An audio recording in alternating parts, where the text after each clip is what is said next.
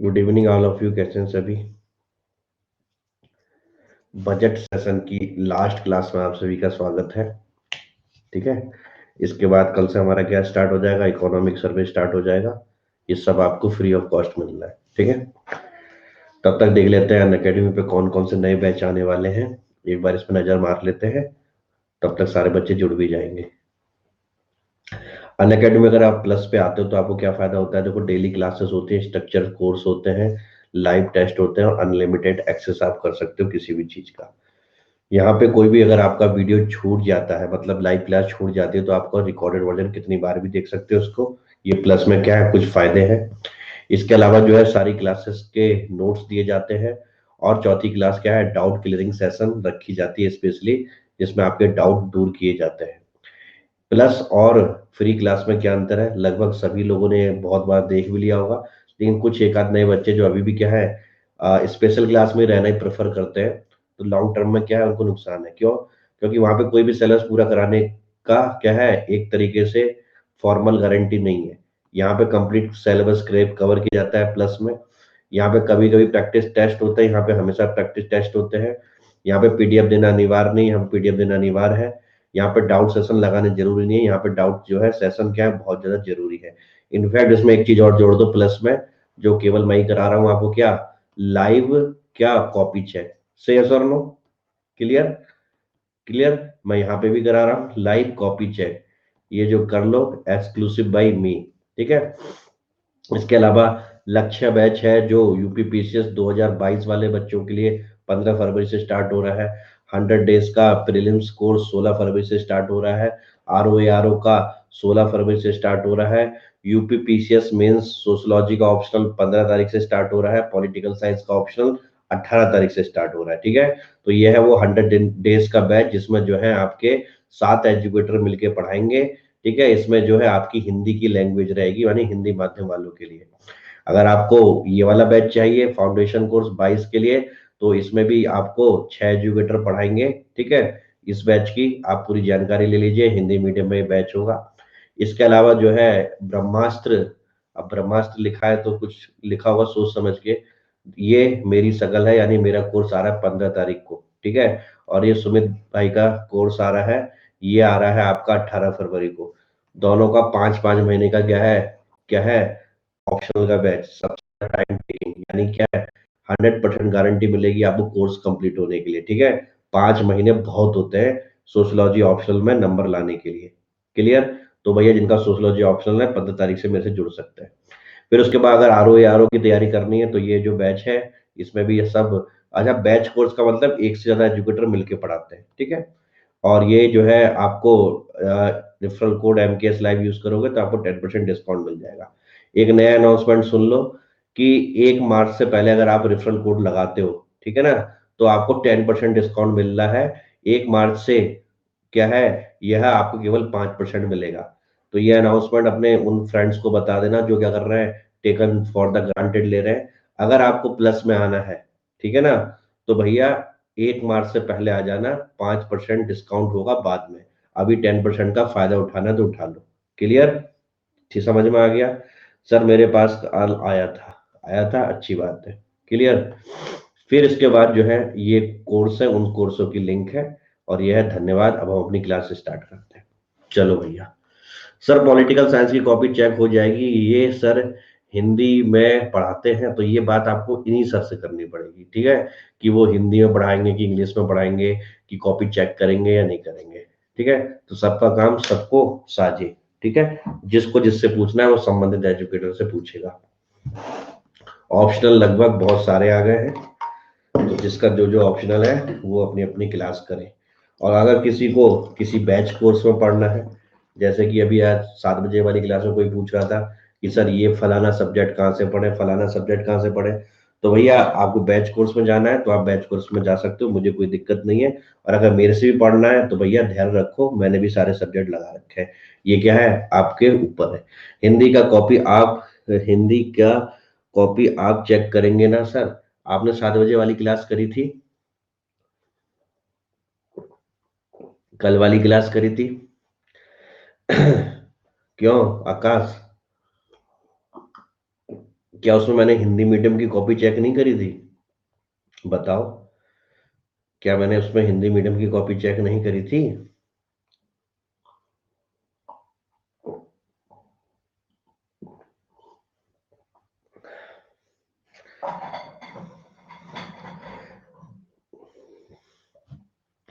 एक ही चीज को अलग अलग तरीके से क्यों समझते हैं?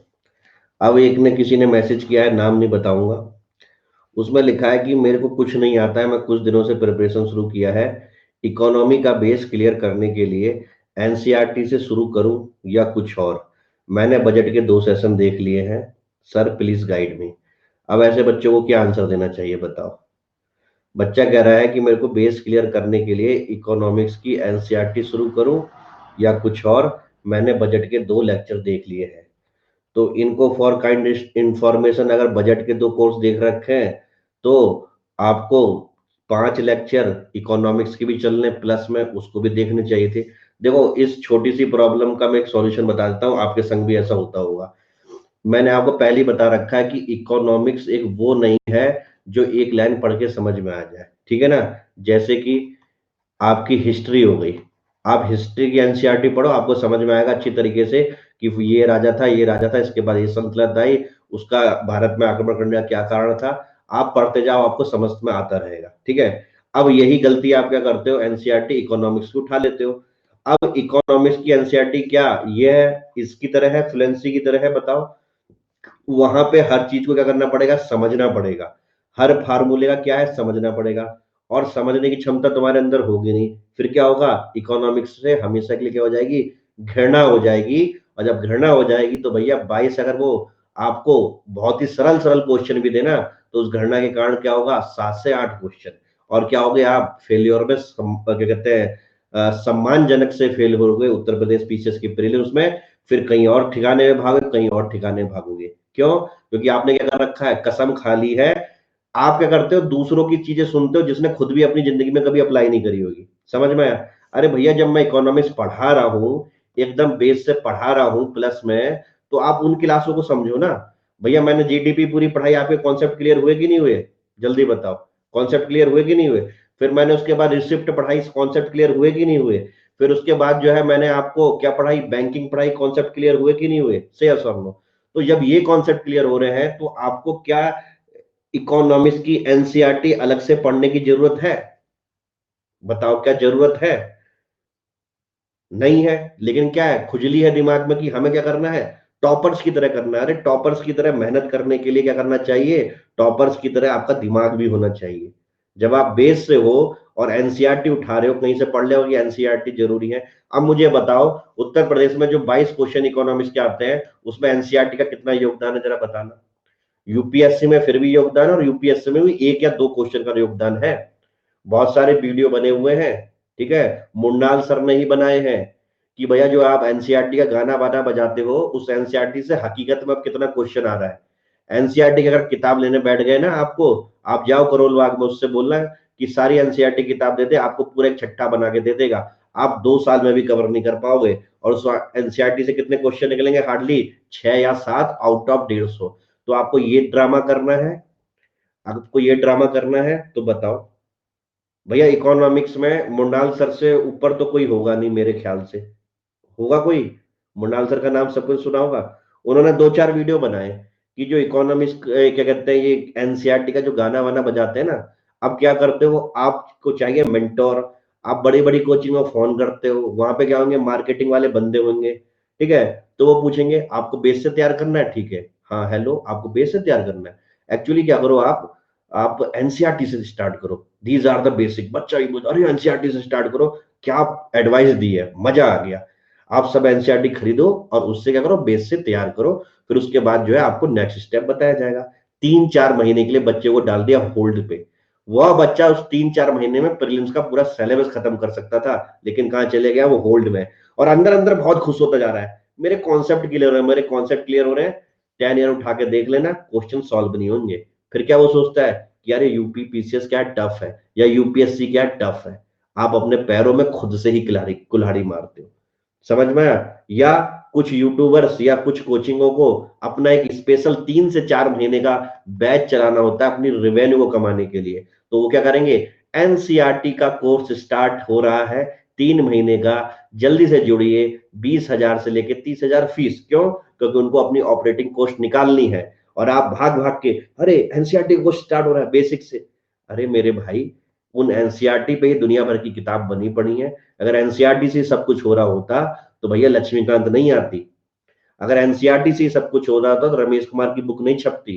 एनसीईआरटी से सब कुछ होता तो पी लाल कौन है उनकी बुक नहीं छपती। समझ में आ गया? अगर हम कॉस्ट बेनिफिट एनालिसिस देखें तो एक हिस्ट्री की और एक ज्योग्राफी की एनसीईआरटी है जो सबसे अच्छा क्या देती है, कॉस्ट बेनिफिट एनालिसिस देती है, और किसी की एनसीईआरटी नहीं देती है। इवन साइंस एंड टेक की भी नहीं देती है। ठीक है, लेकिन क्या है, बच्चों को क्या है, खुजली है। अब मुझे समझ में नहीं आता कि अगर आप में इतना ही क्या है, फालतू टाइम है, तो क्या दिक्कत है भैया यार कंप्लीट कोर्स ऑन प्रीलिम्स करने में। मैं तो कहता हूं दम है तो वो करके दिखाओ। 5 मैंने आपको टारगेट दिए हैं, वो 5 टारगेट करो। लेकिन वो 5 टारगेट नहीं करने, कुछ अलग ही दुनिया। यहाँ पे मुकेश कुमार सिंह के इकोनॉमिक्स से 5 लेक्चर चले गए, वो अभी साहब क्या वो कर रहे होंगे, एनसीईआरटी ही चला रहे होंगे। ठीक है, यहाँ पे कंप्लीट कोर्स प्रीलिम्स पूरा खत्म ही हो जाएगा, वहां पे भी इकोनॉमिक्स की एनसीईआरटी चली जाएगी। जानबूझ के 1 साल पीछे हो रहे हैं कि नहीं हो रहे? फिर पेपर वाले दिन, अरे सर कुछ समझ में नहीं आया, अब मैं क्या करूं, अगली साल फिर से एनसीईआरटी से तैयार करो। समझ में आया? ये नस्ल कभी सुधर नहीं सकती है, इनके लिए टफ वर्ड बोलना बहुत जरूरी है। पता नहीं क्या खाना खाते हैं क्या नहीं खाते, या तो मेरे को फॉलो नहीं करते, या तो पैरासाइट की तरह आज एक क्लास में आ गए, कुछ बड़े बड़े बच्चे जरा अच्छे लगे तो उसके कारण क्वेश्चन दाग दिया। ठीक है, जो मुझे रेगुलर फॉलो कर रहा है वो इस तरह के क्वेश्चन नहीं करेगा। ठीक है, आपका दिमाग क्या होना चाहिए, साउंड होना चाहिए। सबको एक ही टाइम पे एक ही तरह का क्या मिलना चाहिए, क्या मिलना चाहिए, इंटरप्रिटेशन मिलना चाहिए। अलग अलग दिमाग अलग अलग चलाओगे तो ये पेपर क्लियर नहीं होगा। ठीक है, और मैं बिल्कुल नहीं चाहता हूं कि आप जो है मेरे से 1 साल से ज्यादा एक दिन भी पढ़े। मैं चाहता हूं आप 1 साल पढ़े और निकल के चले जाए। मैं किसी को लटकाना नहीं चाहता यहाँ पे। Economy need more, much more than what budget 2021 offer. एक और आर्टिकल जो क्रिटिकल एनालिसिस ज्यादा कर रहा है बजट की, तो इस पार्ट को भी हम देख लेते हैं। What was increase in the expenditure due to pandemic. ये आर्टिकल कह रहा है कि कोरोना के बाद सरकार कह रही है कि हम अपना खर्चा बढ़ा रहे हैं, तो क्या वो सही में अपना खर्चा बढ़ा रही है? तो उन्होंने उसे तोड़ तोड़ के दिखाया है। The total expenditure of government in 2020-21 hardly increase compare to pre pandemic budget estimate. इन्होंने जो जिन्होंने ये आर्टिकल लिखा है, उन्होंने बहुत ही क्या कहते हैं, पुराने डेटा को एनालिसिस करके लिखा है कि पिछली बार जो बजट एस्टिमेट था और इस बार जो खर्चा बोला गया है उसमें ज्यादा डिफरेंस नहीं है। क्लियर? और जो ये बड़ा सा खर्चा में दिख रहा है, तो वो इसलिए दिख रहा है क्योंकि क्या है, the total increase in the revise estimate is only 33,000 crore, around 1% more than which was budgeted. ठीक है, और जो रिवाइज एस्टिमेट हमें दिखा रहा है जो 33,000, वो केवल 1% क्या है, ज्यादा है। अब ये इसमें खर्चे की बात करें तो इन्होंने और तोड़ के क्या दिखाया, देखो। The government did raise the expenditure on food subsidy, direct benefit transfer to Jan Dhan account, and increase in the Mahatma Gandhi मनरेगा as 5,000 crore and so on. But it did not did so not by generating resources and expanding the fiscal deficit, but cutting down the essential expenditure such as agriculture, education and social welfare। मुझे पता है आपको समझ में नहीं आ रहा होगा, तो इसको समझने के लिए फिर से लेक्चर नंबर 2 इकोनॉमिक्स का याद रखो, मेरा प्लस की क्लास का। यहां पे सरकार कह रही है कि हम अपना एक्सपेंडिचर बढ़ा रहे हैं, ठीक है ना, बजट में। लेकिन जो ये भाई साहब है ये कह रहे हैं कि जो बजट में एक्सपेंडिचर में बढ़ता हुआ दिखाई दे रहा है, वो इसलिए दिखाई दे रहा है कि कहीं का पैसा कहीं पे चिपकाया जा रहा है। जैसे एग्रीकल्चर पे इस साल 18,000 करोड़ रुपए कम खर्चा किया जा रहा है, एजुकेशन पे 14,000 करोड़ रुपए कम खर्चा किया जा रहा है, और सोशल वेलफेयर पे 14,000 करोड़ रुपए खर्च किया जा रहा है, कम। तो 18 और 14 कितने हो गए, जोड़ो फटाफट इसको। दिस 4 4 8, 8 8 16 की 6, 8 16 की 1, 1 2 3 और 1 4। समझ में आया? क्लियर? यानी कि 46,000 करोड़ तो आपने खर्चा क्या कर दिया, कम कर दिया, और उसी हेड को आप क्या कर रहे हो, यहां पे दिखा रहे हो। क्या मेरी बात समझ में है? अगर हम टोटल देखें तो क्या है, अगर आपकी एक जेब से जा रहा है तो दूसरी जेब में आ रहा है, और दोनों जेब का टोटल देखें तो हमें लग नहीं रहा कुछ खर्चा है। समझ में आया? तो ये भाई भी अपने आप पे कहने में सही है कि अगर कहते हैं कि भैया हम इंक्रीज एक्सपेंडिचर करेंगे, तो ये थोड़ी कि किसी का हेड करके कम करेंगे, तो किसी से छीनना नहीं चाहिए ना। ये इनकी अपनी एनालिसिस है। आगे देखो ये क्या कहना चाह रहे हैं। No increase in the health budget.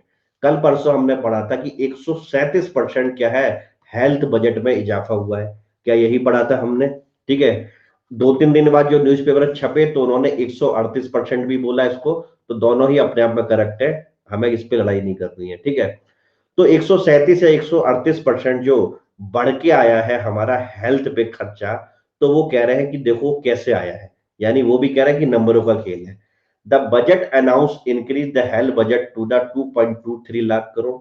इतना लाख करोड़ जो है हमारा इस बार बजट है। This number were achieving by adding one time expenditure on vaccine. यानी कि इसमें 35,000 करोड़ तो केवल और केवल किसके लिए है, वैक्सीन के लिए है। क्या मेरी बात समझ में आई? ठीक है। और ये आगे जाके बढ़ भी सकता है, फाइनेंस मिनिस्टर ने बोला। तो मेरे प्यारे बच्चों, कि अगर हम कह रहे हैं कि हम हेल्थ इंफ्रास्ट्रक्चर में खर्चा कर रहे हैं, तो वैक्सीन तो हमारा इसेंशियल है ही। ठीक है ना, जो हमें करना ही करना है। तो उसको क्या करना चाहिए था, अलग सेपरेट हेड में रखना चाहिए था। फिर इंफ्रास्ट्रक्चर हेल्थ के में आपने क्या ज्यादा खर्चा बढ़ाया है, उसको दिखाना चाहिए था। दिखाना चाहिए था, नहीं दिखाना चाहिए था? क्यों? क्योंकि जब वैक्सीन लगेगी एक खत्म, फिर वैक्सीन की दूसरी डोज लगेगी, फिर कुछ हजार करोड़ आएगा, खत्म। क्या यह चीजें हेल्थ का इंफ्रास्ट्रक्चर बढ़ा रही हैं? कहीं से वेंटिलेटर की संख्या बढ़ा रही हैं, कहीं से सर ये T9 सब वैक्सीन ठीक है, ये कहीं से long term investment health infrastructure में कर रही हैं? नहीं कर रही। अब आप समझदार हो रहे हो। ठीक है ना? क्लियर? क्या यह खर्चा किसी भी तरीके का कैपिटल एसेट या फाइनेंशियल एसेट क्रिएट कर रहा है? ठीक है ना? तो ये चीजें आपको समझनी पड़ेंगी। This number were achieved by adding this much from the vaccine and the financial commission grant and inclusion of expenditure on drinking water, sanitation and nutrition। और बाकी जो बढ़ा हुआ डिजिट आ रही है, वो आ रही है जो फाइनेंस कमीशन ने जो ग्रांट का कहा है, वो भी उन्होंने ऐड कर लिया। और फिर उसके बाद जो है drinking water, sanitation and nutrition, जो आज हमने पढ़ा था 7 बजे वाली क्लास में, जिसको क्या बोलते थे हम, स्वच्छ भारत अभियान 2.0। ठीक है ना? और पोषण अभियान 2.0। तो उनका भी खर्चा क्या कर दिया उन्होंने, यहाँ पे ऐड कर दिया है। क्लियर? और उसको दिखा दिया पूरा हेल्थ का बजट। ठीक है। बीच में कुछ पॉइंट आया है, बट सर राज्यसभा टीवी में फाइनेंस मिनिस्टर सीतारमण के इंटरव्यू में उन्होंने बोला कि था कि 35,000 करोड़ में vaccine is separate from health budget. ठीक है। अब जो बोला था तो वो ऑडिट भी तो होना चाहिए। ठीक है। तो हम जब तक इस पे खुद नहीं आएंगे तब तक हम ऐसा कुछ नहीं बोलेंगे। ठीक है। आगे देखो। However the budget of the health ministry for 2021 is lower as 74,602 crore compared to revised estimate of the 82,445 crore for the current year। तो इतना डेटा तो आपको याद नहीं करना है, लेकिन ऊपर की दो चीजें आपके दिमाग में रहनी चाहिए। ठीक है। आगे देखते हैं। No increase in the agriculture budget. कृषि में भी ये कह रहे हैं कि भैया कोई इंक्रीमेंट नहीं हुआ है। Like many other essential ministry, the agriculture ministry also witnessed a cut off lower by 11,000 crore। 11,000 crore का कम का प्रावधान किया गया है एग्रीकल्चर में। क्या एग्रीकल्चर में हमें किसानों की आय दुगनी नहीं करनी चाहिए? जल्दी बताओ, हुआ है कि नहीं, वो कम हुआ है? आगे चल के देखोगे और जगह भी कम हुआ है। फिर उसके बाद lack of attention on the employment and generation in the rural area. रोजगार की कोई बात नहीं कही गई है। और इससे पहले जो हमने एक आर्टिकल पढ़ा था उसमें भी रोजगार के बारे में उन्होंने बोला था। The lifeline provided by expenditure in the rural area on infrastructure creation and employment generation has either seen a decline in the budget expenditure और रिमेन स्टैग्नेंट। अगर हम पिछले साल की तुलना करें तो मेरे प्यारे बच्चों, एग्रीकल्चर रूरल एरिया में इंफ्रास्ट्रक्चर में जितना पैसा था या तो उसी के बराबर है या कम हुआ है। ठीक है। The budget for ministry of the rural development is lower by 66,000 crore. आप समझ रहे हो ना, कहाँ का जोड़ के कहाँ पे ऐड किया है। ठीक है। यहाँ पे भी 66,000 रुपए कम कर दिया। मनरेगा का बजट 73,000 करोड़ का है, लेकिन ये इसको ज्यादा मिलना चाहिए था, कम से कम 1 लाख करोड़ से ज्यादा मिलना चाहिए था। क्यों? क्योंकि it is a barely enough to cover the increase in, मैं इधर साइड में हो जाता हूं, increase in wages by 11% announce in March. यानी कि हमने बोला था कि मनरेगा के थ्रू लोगों को wages बढ़ाया जाएगा, यानी निश्चित आय मिलती है उसको बढ़ाया जाएगा। और मनरेगा के लिए आपने 73,000 करोड़ रखा है मात्र। तो आपका वाला सपना जो आपने दिखाया था कि 11% वेजेस में इंक्रीजमेंट होगा, तो वो तो आप इससे अचीव कर नहीं पाओगे। यानी पुरानी चीजें भूल गए, फिर से एक नई चीज ले आए। अगले साल के बजट में फिर ये चीजें पुरानी हो जाएंगी, फिर से एक नई चीज ले आओगे। क्या मेरी बात समझ पा रहे हो? भैया रूरल डेवलपमेंट आपके पेपर में है। ठीक है, तो वहां पे ये, और अगर आप थोड़े और समझदार हो ना, तो एग्रीकल्चर से रिलेटेड एक ऐसे भी आता है कि नहीं आता है, आप वहां पे भी लिख सकते हो। ठीक है ना? क्लियर? यहां तक कोई दिक्कत, कोई परेशानी? आगे बढ़े हम। चलो भैया। सिमिलरली द प्रधानमंत्री ग्राम सड़क योजना, इसका भी बजट जो है 4500 करोड़ के आसपास कम किया गया है। ठीक है ना? अब मुझे बताओ, प्रधानमंत्री सड़क योजना को कम कर रहे हैं और हम कब से जान रहे हैं कि एग्रीकल्चर में हमें स्ट्रक्चरल रिफॉर्म की जरूरत है। और स्ट्रक्चरल रिफॉर्म क्या बोलता है कि बिना इंफ्रास्ट्रक्चर के कुछ हो नहीं सकता। तो यह कैसे होगा? बिल्कुल क्रिटिकली एनालाइज करोगे। ठीक है ना? क्लियर?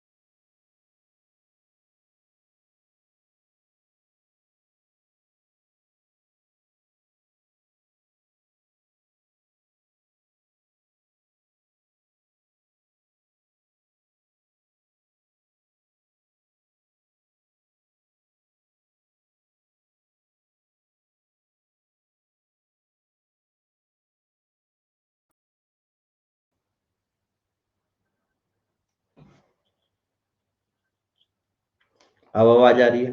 ठीक है। तो हमारे सीपीएम भैया ने लिखा कि ऐसा लग रहा है कहीं का पैसा कहीं लगा दिया गया है, तो हर साल होता है, लेकिन ऐसा इसलिए इस साल लग रहा है क्योंकि मैं बजट पढ़ा रहा हूँ, ठीक है ना। तो मेरा काम केवल बजट की अच्छाई बताना नहीं है, मेरा काम क्या है, एकदम अनबायस तरीके से आपके सामने अच्छाई वाले आर्टिकल रखना और आपके सामने बुराई वाले आर्टिकल रखना, जिससे कि आप हर तरह के क्वेश्चन के लिए क्या हो जाओ, मजबूत हो जाओ। ठीक है ना? क्लियर? आगे देखो, कुछ इस बार अलग से लग रहा होगा नहीं बजट आप लोगों को। Focus on the capital expenditure in financial year 2020। देख लेते हैं क्या increase in the expenditure in FY 2020 is noticeable as the pie has decisively shifted toward capital expenditure। यानी कि यहां पे यह कहा जा रहा है, सर बुराइयां भी लिख सकते हैं, तो फिर मैं क्या पागल हूं जो पढ़ा रहा हूं? ये बताओ। अभी भाई ने पूछा था, मैंने बोला क्रिटिकल एनालाइज करोगे, और उसके बाद फिर से पूछ रही हो बुराई भी लिख सकते हो। क्या तुमने अच्छाई के लिए काम कर रहे हो? ये बताओ। क्या तुम किसी पार्टी की प्रवक्ता बनने जा रही हो या कि एसडीएम बनने जा रही हो? बताओ, क्या बनना चाह रही हो? प्रवक्ता बनना चाह रही हो तो राजनीति भाग लो, और अगर एसडीएम बनना चाह रही हो तो क्या कर समझना सीखो, अपने विवेक का इस्तेमाल करना सीखो। ठीक है ना? ये मैंने हजार बार बता दिया, और आप तो पुरानी स्टूडेंट हो कि भैया, कोचिंग वाले जो कहते हैं कि हमें केवल सरकार की अच्छाई ही दिखानी है, इंटरव्यू में भी अपनी कॉपी में भी, और वो कहने वाले ना क्या है, इतने बुरे नंबर पाए हैं जीएस में कि वो दिखा नहीं रहे हैं कि उनके बच्चों के कितने नंबर आए। समझ में आ गया? क्लियर? तो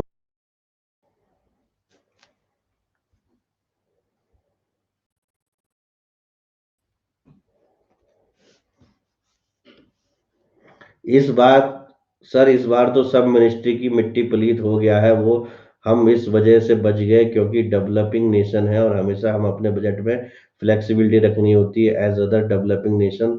और सर मैं तो ये मानता हूँ कि आम आदमी को ये इतना सारा बड़ा अमाउंट समझ नहीं आता बजट में, आम आदमी को जोड़ना चाहिए था, ये सबसे बड़ी कमी है इस बजट की। आम आदमी की आवाज निकल गई, सुन लिया आप लोगों ने आम आदमी की आवाज। चलो भैया, the budget raise the capital expenditure 4.6 time larger than the trend increase in the last 2 decade। और ये हमें पता ही है कि ये सबसे अच्छी बात है कि इस बार हम कैपिटल एक्सपेंडिचर पे ज्यादा ध्यान दे रहे हैं। कैपिटल एक्सपेंडिचर पे ध्यान क्यों दे रहे हैं? हमने पेपर अपने सेकंड लेक्चर में पढ़ लिया था कि कैपिटल एक्सपेंडिचर वह एक्सपेंडिचर होता है जो कोई फिजिकल या फाइनेंशियल एसेट क्रिएट करता है, और देश को इसकी जरूरत है। क्लियर? और हम इस बार क्या कर रहे हैं, लिमिट को भी क्रॉस कर रहे हैं। हमने पहले ही मान लिया है कि हमारा फिजिकल डेफिसिट बढ़ भी जाए तो कोई दिक्कत नहीं। इवन हमने स्टेट को भी बोल दिया साफ सुथ कि आप भी अपना फिजिकल डेफिसिट बढ़ा सकते हो, लेकिन शर्त यही है कि आप कैपिटल एक्सपेंडिचर करोगे। समझ में आया? तो राज्यों को भी खुली छूट दे दी इस बार।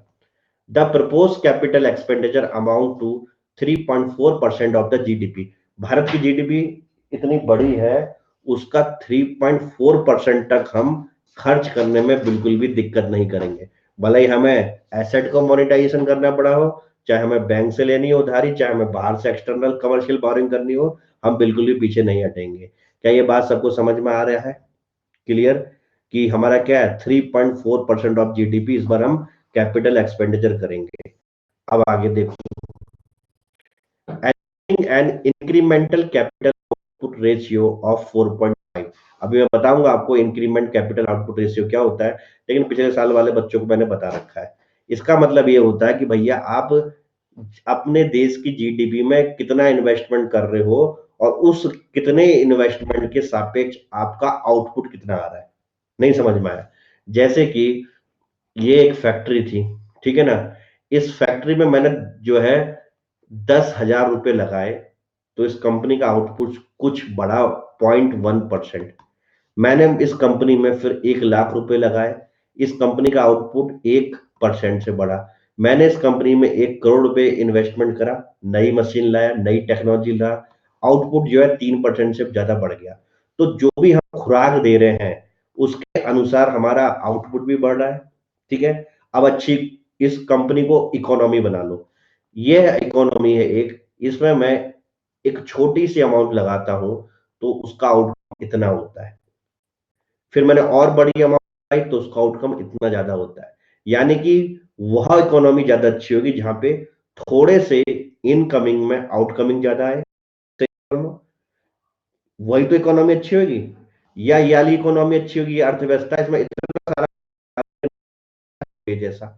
तो आपको ये वाला बी वाला चाहिए इकोनॉमी की ए वाला चाहिए, कमेंट बॉक्स में लिखो कौन सी इकोनॉमी चाहिए, ए वाली। ठीक है ना। यानी कि जिनका इंक्रीमेंट कैपिटल आउटपुट रेशियो जितना कम होगा उतना ही अच्छा है। जिन इकोनॉमी का इंक्रीमेंट कैपिटल आउटपुट रेशियो ज्यादा होता है वह क्या होता है, नुकसान का सौदा होता है। ये प्रीलिम्स में क्वेश्चन पूछ सकते हैं। ठीक है। और भारत का कितना है, 4.5% है। अब ये 4.5% भारत का इंक्रीमेंटल कैपिटल आउटपुट रेशियो है। तो यह इसके अनुसार अगर हम अपनी परसेंट के आसपास खर्च कर रहे थे नहीं कर रहे थे, देखो कर रहे थे।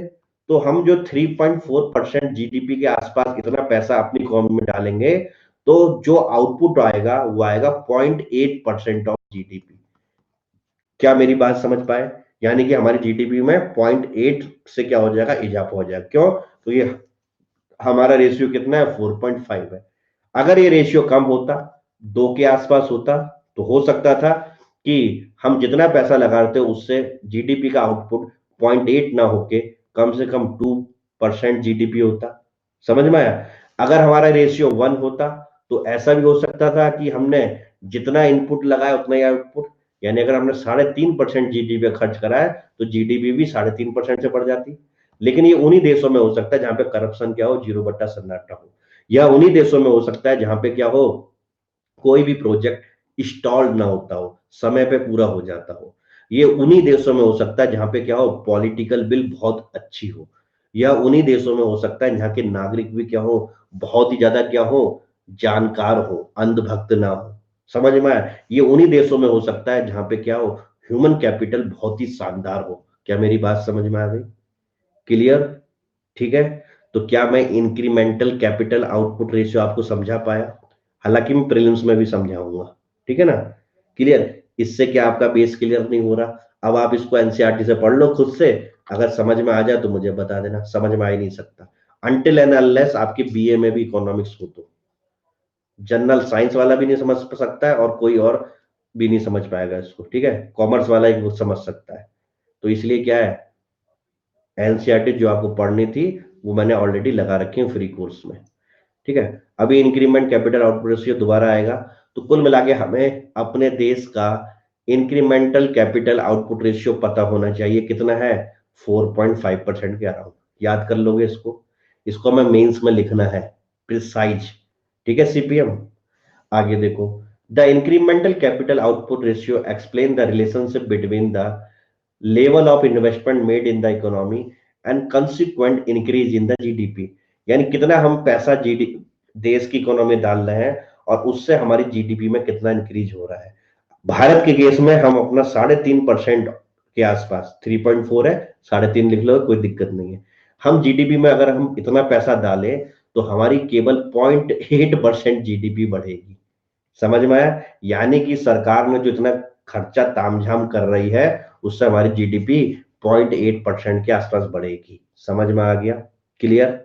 आपको सब फार्मूला सिखा रहा हूं मैं। ठीक है ना, clear. Increment capital output ratio indicate that the additional unit of capital or investment need to be produced to an additional unit of output, और इन दोनों का रेशियो। ठीक है। यानी कि एक आउटपुट बढ़ाने के लिए कितना और ज्यादा आपको इन्वेस्टमेंट डालना पड़ेगा। यह स्लाइड हर बच्चा समझ पाया, हिंदी माध्यम और इंग्लिश माध्यम वाला। अब हिंदी माध्यम में करना है, चुपचाप से गूगल में इंक्रीमेंटल कैपिटल आउटपुट रेशियो लिखना है, उसकी हिंदी आ जाएगी। और बाकी जो मैंने बोला है उसी अनुसार आपको काम कर देना है।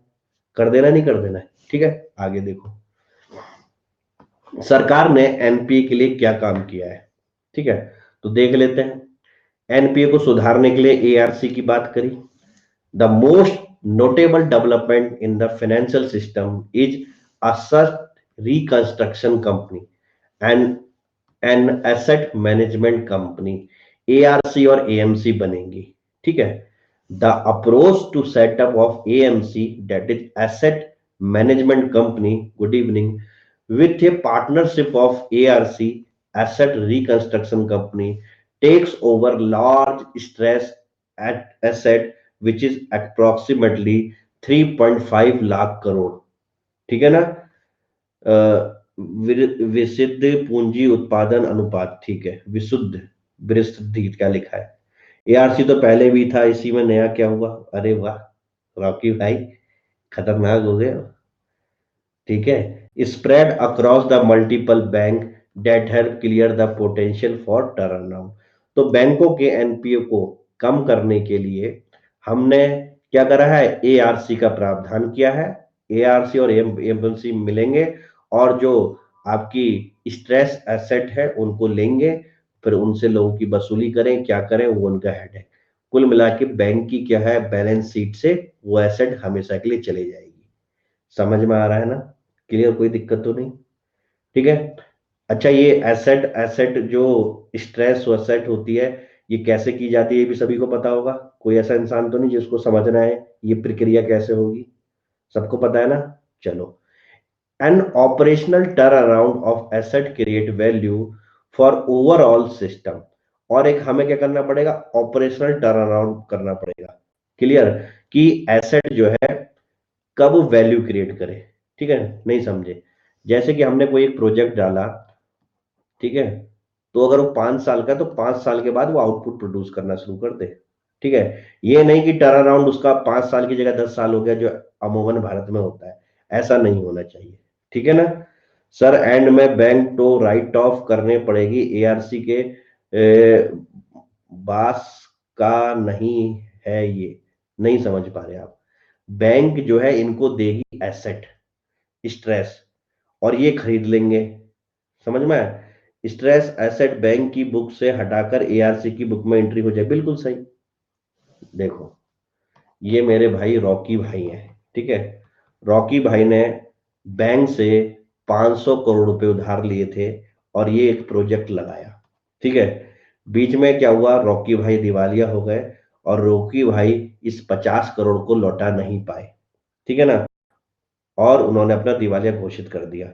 अब बैंक को पता है कि मैं एसबीआई बैंक हूं, मान लेते हैं कि मेरे 50 करोड़ रुपए डूब रहे हैं और मेरी बैलेंस शीट है उसमें अभी भी रॉकी अकाउंट में कि 50 करोड़ रुपए है, ये कब आएंगे? अब मैं क्या करूंगा? सरकार कह रही है कुछ नहीं, यही एसेट को आप एआरसी को बेच दो। एआरसी कहेगी कि जो ये 50 करोड़ का जो भी प्रोजेक्ट है उसका अधिग्रहण मैं कर लेती हूँ, या ये जो 50 करोड़ का जो भी डॉक्यूमेंट साइन हुआ होगा रॉकी भाई के साथ, ये मुझे दे दो।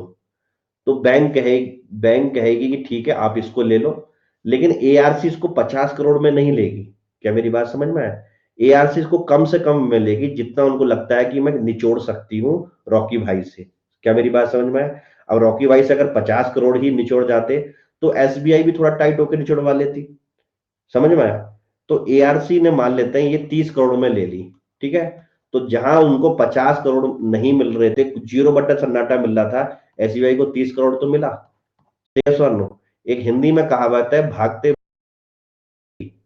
यानी कि जिसके संग कुछ भी नहीं मिल रहा है तो कुछ भी मिल जाए तो वही बहुत बड़ी बात है। अब ये 30 करोड़ जो है एआरसी के पास चलेगा। अब इनका क्या है, जिम्मेदारी है कि रॉकी भाई से कैसे समझौता करके उस 30 करोड़ को ले ले। समझ में आया? जहां बैंक को 0 रुपए मिल रहे थे तो कम से कम 30 करोड़ तो।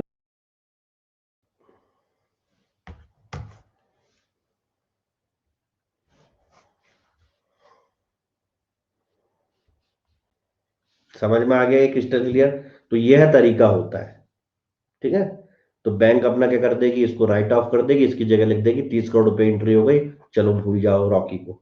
ठीक है, इस तरीके से काम चलता है। Increase in FDI limit in the insurance sector, ये भी आपको पता है। The union budget has also proposed to increase the FDI limit in the insurance sector to 75.4% from 49। यानी कि जो पहले 49% थी, अब वो क्या हो गई आपकी 74% हो गई। ये भी आपके प्रीलिम्स में क्वेश्चन आ सकता है, याद कर लोगे इसको। ठीक है, 3-5 लिमिट है क्या? 3-5 लिमिट क्या होता है? ये क्या कह रहे हैं? स्ट्रेस एसेट का सॉल्यूशन सीडीआर और एसडीआर से नहीं हुआ then don't know how successful ARC will be. बहुत बढ़िया। अब मुझे ये तो बता दो,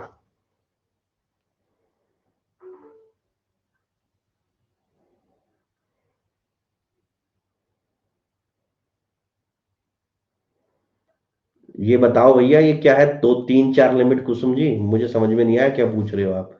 मैं आगे बढ़ रहा हूँ। आपको सबको ये तो पता ही है ना, 3.5 करोड़ लिमिट है। किसकी 3.5 करोड़? किसकी लिमिट है 3.5 करोड़? ये एफडीआई की। हम्म।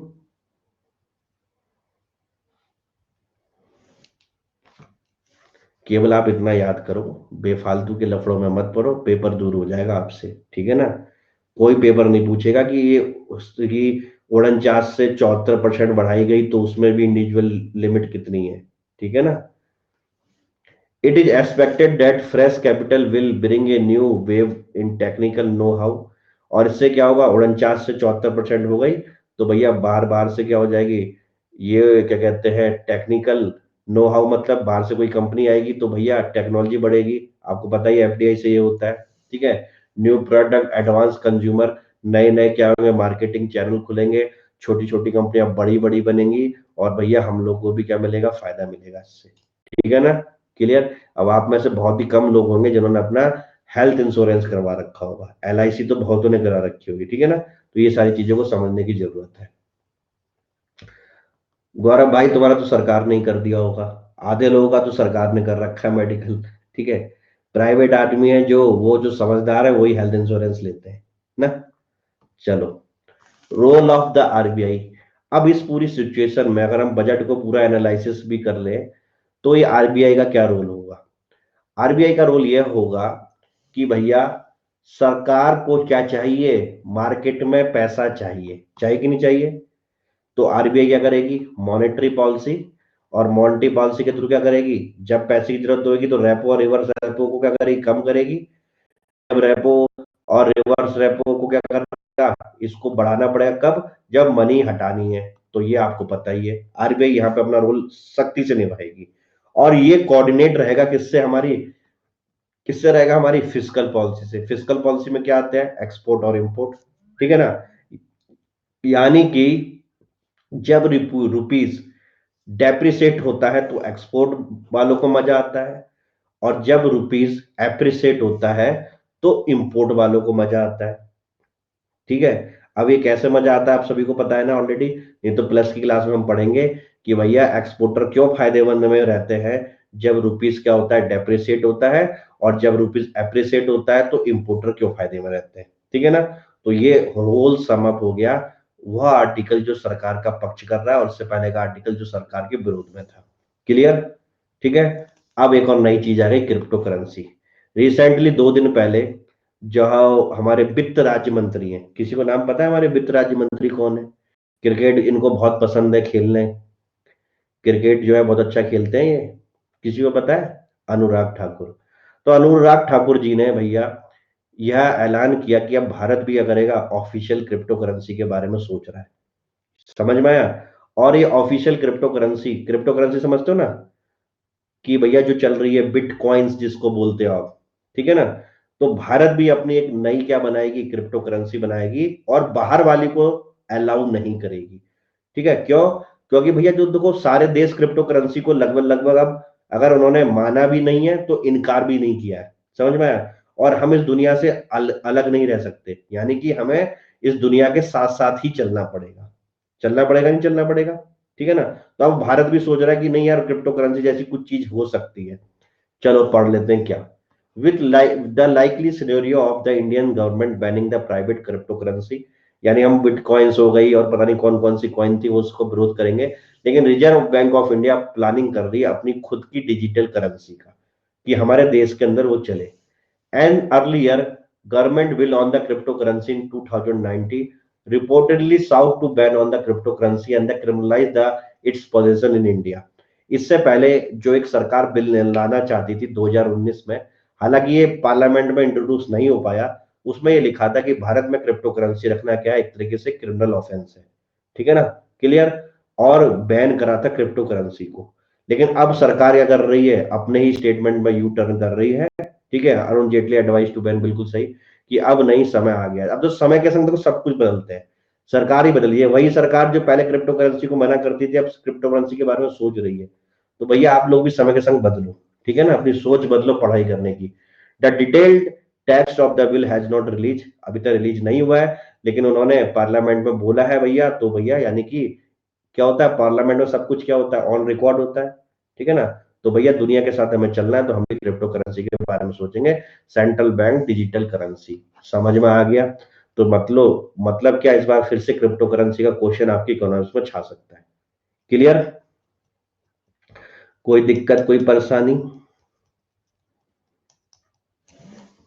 ये हो गया भैया आपका लेक्चर खत्म। अब ऑफिशियल तरीके से बजट हो गया आपका खत्म। अब आप बोलोगे सर बजट खत्म हो गया, कुछ एफडी आरडी का फटाफट वाला डेटा नहीं आया। तो भैया वो डेटा होते हैं इकोनॉमिक सर्वे में, ठीक है ना। ये जो बजट में आपने सीखा है, इससे 2000 गुना ज्यादा सीखोगे किसमें, इकोनॉमिक सर्वे में। और मेरे ख्याल से कल से इकोनॉमिक सर्वे स्टार्ट है, कल से या परसों से मुझे नहीं पता, ठीक है, देख लेना। तो अब जो आ रहा है इकोनॉमिक सर्वे, अब तक जितना आपने मेरे से पढ़ा उसके एक नोट्स बनने चाहिए। नोट्स कैसे बनाते हैं, जो आपको समझ में आ रहा है उस हिसाब से नोट्स बनाते हैं, ठीक है ना। क्लियर? अब ये जैसे मान लो ये सारी चीजें लिखी हुई हैं, अगर आपको अंडरस्टूड है ये चारों चीजें, तो आप उसको एरो में यहीं पे खत्म कर दो ना, इस ऐसे ऐसे ऐसे ऐसे बना के। क्लियर? अगर आपको बिल्कुल नहीं समझ में आ रहा तो पूरा नोट्स में उतारो। क्यों? क्योंकि जब आप उसे 3 4 बार 4 5 बार पढ़ोगे, जब दिमाग में जब आपके जो पेनिट्रेट हो जाएगी चीज, तो आप खुद उसका एरो टाइप का डायग्राम बना सकते हो, ठीक है। तो नोट्स बनाने की भी कोई एक विधि नहीं है, कोई थंब रूल की, ऐसे ही नोट्स बनाने चाहिए। अपने आप कस्टमाइज करो कि आपको किस तरीके से ज्यादा समझ में आता है। समझ में आया? आपने भैया हाई स्कूल इंटर में नोट्स बनाए होंगे, नहीं बनाए होंगे? ग्रेजुएशन में नोट्स बनाए होंगे, नहीं बनाए होंगे? तो इससे अच्छा आपको कौन जान सकता है? सबका अपना अपना तरीका है, ठीक है। बस उस तरीके में ये देख लो कि जो स्लाइड में जो लिखा है उसका सारा क्रक्स पॉइंट आपके कागज में आ रहा है कि नहीं आ रहा, ठीक है। नहीं आ रहा है तो भैया पूरी स्लाइड उतारो। फिर जब 1 2 महीने बाद जब आप सब रिवीजन करोगे तो खुद ही फिल्टर मार दोगे, ठीक है ना। लेकिन वो कॉपी में आना चाहिए, केवल कहने से कि सर नोट्स बनाने की कला बताओ, कला बताओ, कला बताओ, तो अगेन आप अपने को क्या कर रहे हो, वल्नरेबल कर। और यही मार्केटिंग पर्सन आपको पकड़ लेते हैं, ठीक है ना। आप मेरे सामने दिखा देते हो तो कोई दिक्कत नहीं है। मत बताया करो ये सारी चीजें कि हम ये कर रहे हैं, वो कर रहे हैं, ये कर रहे हैं, नहीं कर रहे हैं। ये सब कमियां जो बताते हो इससे खुद ही एक्सपोज होते हो। अब मैं भैया कॉपी चेक कर रहा हूँ, सुधांशु की कॉपी लगी पड़ी है। ये लगता है मेरे ख्याल से नोट्स वोट्स जो है अटैच करके बैठा रहता है, और जैसे ही मैं आता हूँ बटन दबा देता है। चलो भैया इसकी कॉपी चेक करते हैं। बच्चे भागे ना, दूसरों की कॉपी से सीखे। Discuss the challenge with the asset monetisation in India. Challenge करना है। Asset monetisation came under the capital receipt in which the PSU and the government unit share the given to the private, ठीक है। several challenges, inability to detect a buyer like the case of the year in India, either the basic demand price is higher or the investors see little future on it। शाबाश। Selling on the low price, ये point सब add कर लेना अपने अपने notes में, ये किसी के में नहीं था। Selling on the low price will be a loss for the state and chances for the correction नहीं corruption as in 2G spectrum. Opposition and especially the left oriented parties will oppose, and at low price selling it will become the political issue. Already Adani buying airport and has caught limelight in the very favorable for business। Sabas। Trade union labor leader creates a hurdle by dharnas, Bharat Bandh and even the challenge of the government by, कौन सा challenge लिख दिया भाई, खतरनाक लिख दिया। हम्म भाई, mass collective holidays like Varanasi city, there was no electricity for 24 hours because the worker opposition to the privatization. On the name of the labor law, human right, working wages conditions, public sympathy started arguing, and soon it became the political issue and the vote bank politics. Professional working in the sector itself act as a pressure group, not only to legalize the executive but also administrative. India as being socialist country, people originally accepted a loss of the government control is people not easily, ठीक है। Naxal and the Maoist will got the new agenda, and the government is selling the nation and other, especially land. It will become to buy asset in those area. खत्म। एक और page है, page number 3।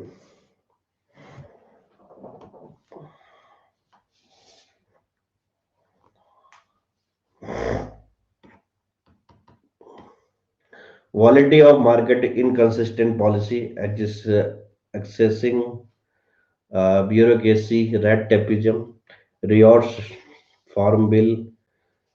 Although legislative hurdle has been significantly reduced, like the whole cases of the company went to translate a new owner, but it complexly monitoring all asset one time within the very short span may create a chaos volatility spare to signal approach with the learning stage with high political will the challenge can be tackled to make it new whatever if there is a will there is a way शाबाश।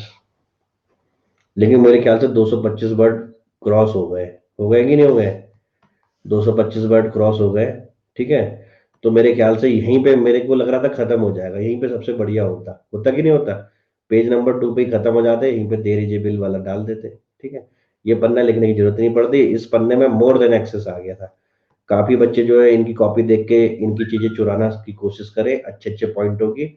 आपके पास paper से पहले ही सभी चीज के modern answer आ जाएंगे, अगर आप ये प्रैक्टिस क्या करो, अच्छी तरीके से फॉलो करो। ठीक है, 12 बच्चे भाग चुके हैं। ये भागने वालों के मुझे नाम पता चल जाए ना तो मैं इनको कभी क्लास में अलाउ नहीं करूँ, क्योंकि मैं उल्टे किस्म का इंसान हूँ। मेरे को भीड़ नहीं चाहिए, मेरे को वो चाहिए जो बच्चा लगा रहे, तैयारी करे। ठीक है, या तो फिर वो रिकॉर्डेड वर्जन देखे। मुझे उस भीड़ से नफरत है जो केवल जो है भीड़ करने के लिए बैठी है। ठीक है, मुझे रिजल्ट वाले बच्चों से मतलब है। आशा जी का दूसरा ये रहा।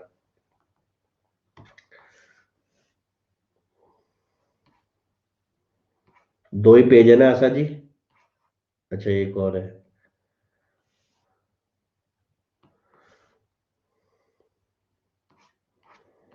3 पेज है ना बस? एक पेज और है। चक्कर क्या है, दोनों आंसर आज दो दो पेजों में लिख दिए क्या? 1 to 3 डाला करो, पुराने बच्चे हो, नए बच्चों की तरह समझाना पड़ता है। ये सिस्टम में उसी सिस्टम।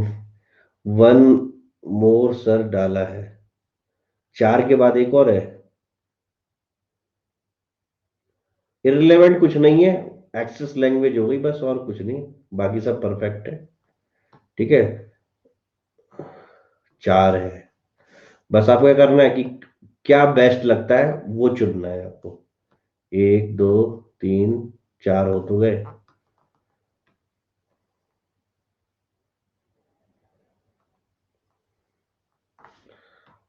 अभी तो तुम्हारी कॉपी नहीं आई, अभी से क्यों चिल्ला रही हो? है सबा, तुम्हारी कॉपी नहीं आई है, पहले से चिल्लाना शुरू की मैंने क्या लिखा क्या नहीं लिखा। डर लग रहा है, डर से क्या करोगे? बेइज्जती से डर लगता है? तो फिर, या मैं यहाँ से बाहर आ जाऊंगा? ऐसी बेवकूफों वाली बात करते हो। डर लग रहा है, किस चीज का डर लग रहा है? अरे डरो यूपी पीसीएस से जितने एग्जाम लोगे। Asset monetisation, do you think ठीक है? एसेट मोनेटाइजेशन इन्वॉल्व्स, हाँ आपकी डांट से मुझे समझा करो पागल, ठीक है ना? तब मेरी क्लास में सही से पढ़ लोगे कि वो पागल आदमी है, बस ये मान लो, लिखते रहो कुछ भी। Asset nationalism involves creation of the new sources of income avenue by unlocking the unused underutilized public asset. Sabas. As we know that during the COVID pandemic, the economy of the every country of the world affected, which has led where, which had weathered the economy of the whole world and come out the like condition. Our Indian government is also very aware about this problem, so this all effort to regain the better condition of our economy, and thus it has taken several steps from the scheme. Atmanirbhar Bharat, Make in India, asset monetization also in the front chain. Throughout the matter of sermons and our government trying to its use waste can be overcome.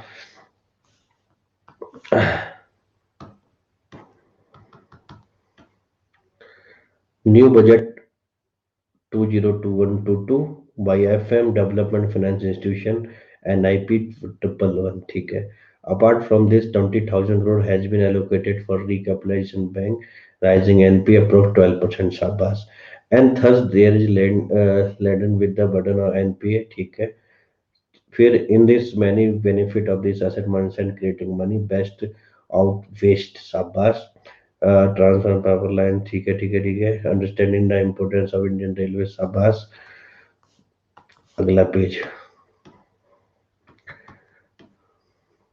And we noted we at so we tell the target of the like sector in this and similar process because the introduction of these restaurants similar process like monitors will discover that it if there more ever generally upset that they have skill percent.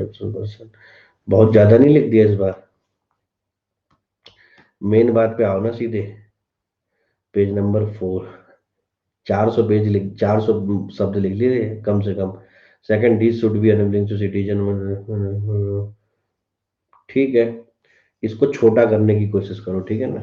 आप चाहती तो वो जो दूसरा page था ना, उसी के बाद जो है आप जो है क्या कहते हैं एशियन डेवलपमेंट बैंक का एग्जाम्पल डाल के और टैक्स बर्डन हम पे पड़े ना, ठीक है।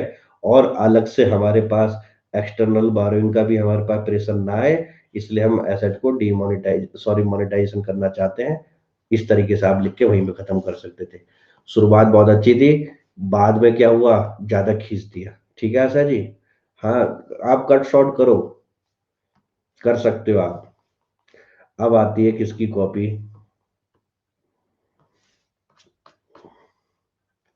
दीप्ति सक्सेना जी। क्लास में हो कि नहीं हो भैया, इस कॉपी को सीधी करो, मैं तुम्हें चेक करूंगा नहीं। अब नंबर आता है आस्था जी का। आस्था जी, आपने कॉपी तो चेक कराई थी 7 बजे वाली क्लास में, ये कौन सी कॉपी है?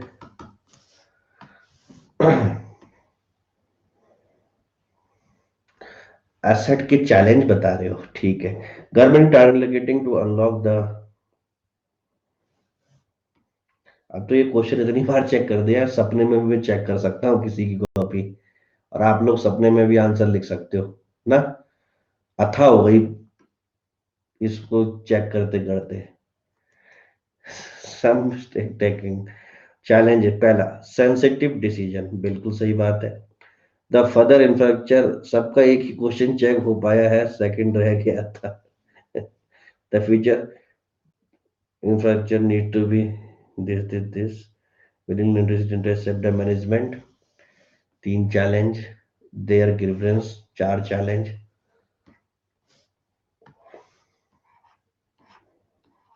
आस्था जी की दूसरा कागज का है, मतलब यहाँ पे जो है IRCT की तरह हो रहा है।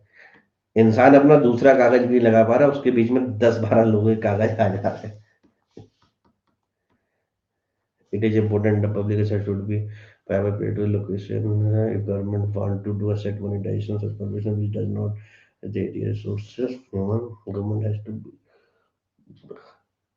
proper channel dialogue, ठीक है। बहुत बढ़िया। अब ऐसा कोई है जिसकी कॉपी अभी तक चेक नहीं हो पाई है, वो बताओ। मेरी खोपड़ी घूम गई यार इस क्वेश्चन को चेक करते करते। और आपने लगा रखे हैं 51 अटैचमेंट, क्या किया जाए बताओ। तुम मुझे देखने दो, दो सभा की सही में कॉपी चेक नहीं हुई है, तो हमें सभा की कॉपी चेक कर लेनी चाहिए मेरे ख्याल से, ठीक है। सोनाली, तुमने तो अच्छा लिखा होगा, तुम टेंशन मत लो, ठीक है ना। दिव्या, तुमने भी अच्छा लिखा होगा। तोमर साहब, आपने भी अच्छा लिखा होगा। जिनकी मैंने कभी चेक नहीं करी उनका देख लेता हूँ, ठीक है ना। कोई बात नहीं, तुमने इतनी कॉपी देख ली, तुमने अच्छा लिखा होगा तोमर भाई, ठीक है ना। एक बार सभा की कॉपी चेक कर लेते हैं, क्या पता उसमें जो है कुछ हमें क्या मिले, इंटरेस्टिंग फैक्ट मिले। तो सभा की कॉपी चेक करने के लिए मैं सुधांशु की सहायता लेना चाहूंगा और मनीषा जी की सहायता लेना चाहूंगा, ठीक है। ये दो बच्चे और समझाएं, इनकी कॉपी खोलता हूं मैं, ठीक है। ये दो बच्चे ध्यान देंगे, इनकी कॉपी में। तुमने कोई कॉपी लगाई भी है? अभी तक तुम्हारी कोई कॉपी नहीं आई है। हाँ ये आई कॉपी। कॉपी भी डर डर के नीचे हो गई है, क्यों? कॉपी भी कह रही है मेरा नंबर ना है, मैं नीचे भाग रही हूँ अपना अभी है। एक पेज, दूसरा पेज कहाँ है तुम्हारा?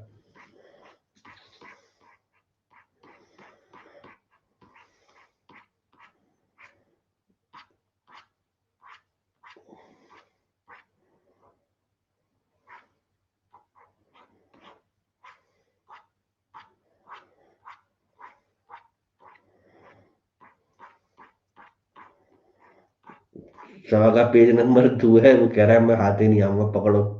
कौन पकड़ सकता है? दो ही पेज है ना? क्यों? दो ही पेज है। चलो, डर लग रहा होगा खूब सवा को। चलो भैया, सुधांशु जी और मनीषा जी तैयार हो जाओ। मीनाक्षी जी, मनीषा जी, सब तैयार हो जाओ।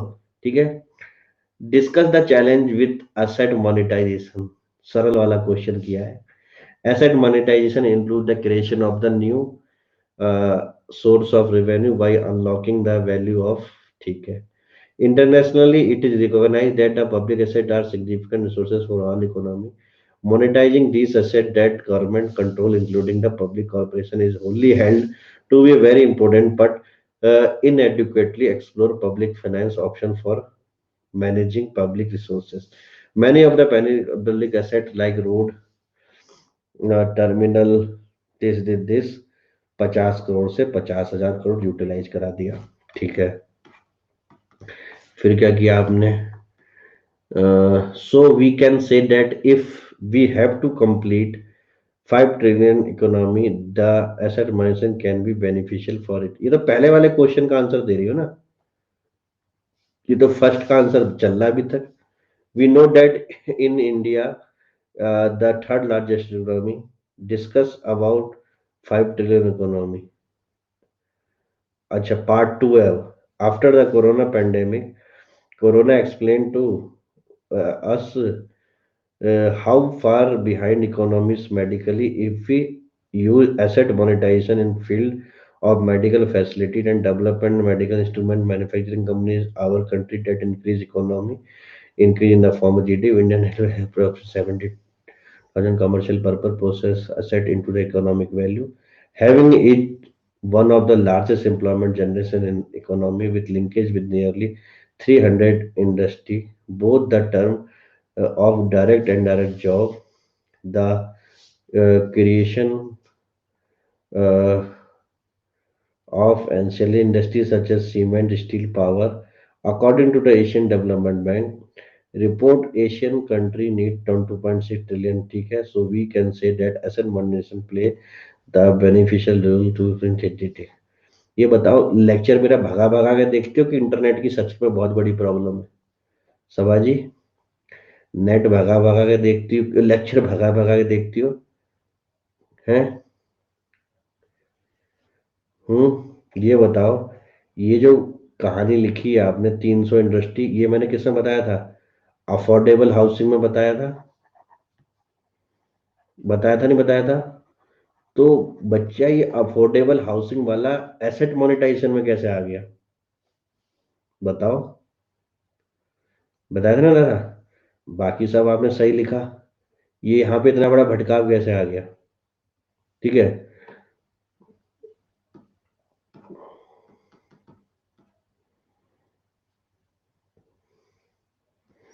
आपने एसेट मोनेटाइजेशन को सही से समझाया, ठीक है। उसका जो है आप ये भी सही से दिखाया, आपने ये भी सही सही से दिखाया। ठीक है। 26 trillion 2016 and 210 trillion per year है। अभी उसको छोड़ देते हैं, ठीक है। बाकी फिर जो है आपने ये अगर दिखाया, ये अलग से लिखने की जरूरत थी ये बॉक्स में, डिस्कस अबाउट 5 ट्रिलियन इकोनॉमी। आपको ऐसा लगता है कि मुझे जैसे ही मैं दूसरा क्वेश्चन का पार्ट करूंगी तो मुझे अलग से उसको दिखाना पड़ेगा कि मैं दूसरे पार्ट में जा रही हूँ? सर ये प्लेस में ही बनाएंगे, प्लेस में मतलब? प्लेस में बनाएंगे मतलब अफोर्डेबल हाउसिंग को इसमें करोगे, एसेट में बनाओगे? हैं।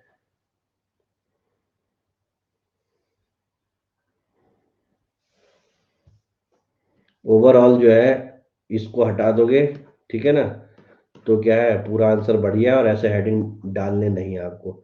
डिस्कस अबाउट 5 ट्रिलियन इकोनॉमी, ठीक है ना, ये पूरा काट दो। वो चेक करने वाला अपना भी चले जाएगा कि उसको कहाँ पे दूसरा पार्ट मिल रहा है। वो बच्चे बच्चे की तरह नहीं पकड़ना है लिख के कि अब मैं पार्ट 2 डिस्कस कर रही हूँ, ठीक है। अब मुझे बताओ, तुमने इतना सारा लिख दिया, अब इसमें क्या डर की बात है? क्यों बच्चों, क्या इनको डरना चाहिए? डरना चाहिए इनको? नहीं डरना चाहिए। बेफालतू का डर लेके बैठे कि मैंने ये कर दो, वो हो जाएगा, वो हो जाएगा। मुझे तो कोई कमी नहीं लगी भैया वो चीजों में। 12 में से जो है आपको 7 नंबर दे देता हूँ, ठीक है ना। मोटिवेटेड हो, ठीक है, और आज से डर को निकाल देना है, ठीक है। और अगली क्लास में 12 में से 9 नंबर लेके जाना है आपको, ठीक है। तो एक जोरदार ताली बजाई जाए सभा के लिए। और जो है बहुत अच्छा आंसर लिखा है उन्होंने। बहुत बढ़िया लिखा है, कोरिलेशन भी बहुत बढ़िया, सब कुछ है। कोई डर नहीं लग रहा, ठीक है ना। 7 नंबर अभी मैंने दिए किसी को, तो मैं दे रहा हूँ। सुधांशु को भी नहीं दिए, ठीक है ना। मेरा 1.5 आए थे 12 से। वो अपनी कहानी याद रख रहा है कि मेरे को 1.5 नंबर दिए थे सबने। तो मैं 7 नंबर दिए पहले में, देखो 15 का कितना गुना हो गया, सुधांशु से भी तुम आगे निकल गई, ठीक है ना। क्लियर? आशा जी, आपने जो है लंबा लिखा है, आप तो 8 8.5 नंबर लेके चले जाओगे अच्छी तरीके से, ठीक है। चलो भैया, अब मेरे पास ये शब्द आना नहीं चाहिए कि तुम्हारे अंदर डर है। तुम जो है होशियार बच्चे हो, ये तुमने प्रूव कर दिया इस आंसर से। चलो भैया, अब हम चलते हैं सीपीएम के पास। इसकी भी एक बार कॉपी चेक कर लेते हैं, ठीक है। ये पुराना है, इसने गलत लिखा होगा तो ये जो है बहुत अच्छा प्रसाद खाएगा, क्योंकि ये गलती करे ये हम बर्दाश्त नहीं कर सकते। पूरी क्लास बर्दाश्त नहीं कर सकती ना, क्योंकि सीपीएम सबके मार्गदर्शक हैं। कुछ भारत का नक्शा सा बना दिया भाई ने।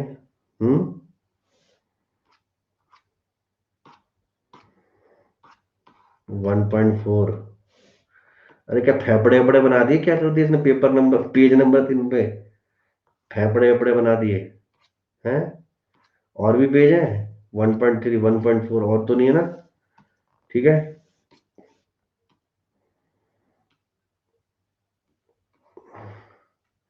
38 मार्क का क्वेश्चन है। अच्छा, चलो करते हैं क्वेश्चन को।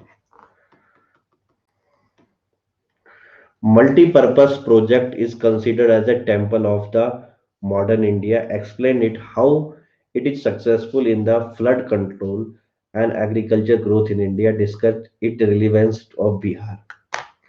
भैया इसके लिए बिहार की पूरी ज्योग्राफी पता होनी चाहिए, वो तो मेरे पास है नहीं। फिर भी मैं चेक कर दे रहा हूँ, ठीक है ना।